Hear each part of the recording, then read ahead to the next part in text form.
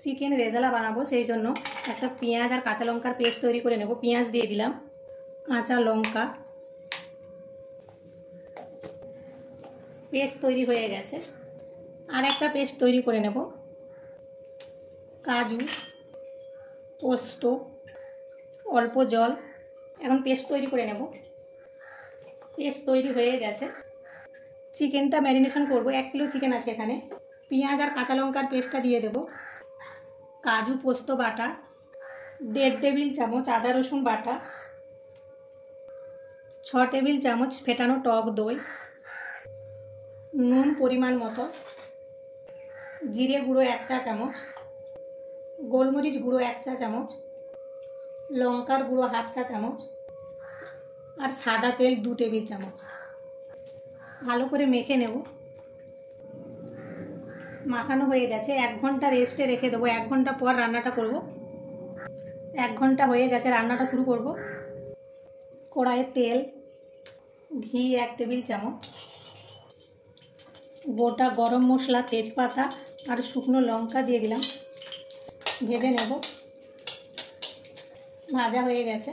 Marination করা চিকেনটা দিয়ে দেবো।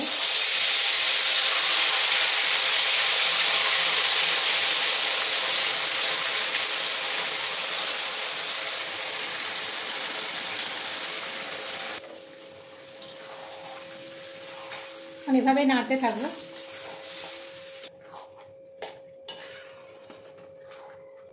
কিছুক্ষণ এভাবেই হতে দেব। ফ্লেমটা লো মিডিয়ামে রেখে 10 মিনিটের জন্য ঢেকে দেব। 10 মিনিট হয়ে গেছে। নেড়ে দেব। ঢেকে আবারও 10 মিনিটের জন্য হতে দেব। 10 মিনিট হয়ে গেছে। 1 চা চামচ চিনি,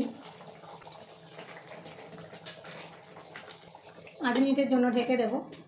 5 মিনিট হয়ে গেছে।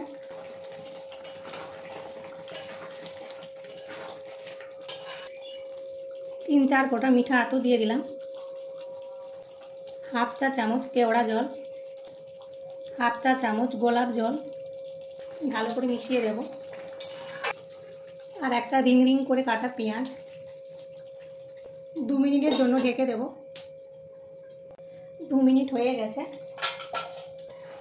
চিকেন রেজালা তৈরি হয়ে গেছে। এখন আমি ফ্লেমটা অফ করে দেব।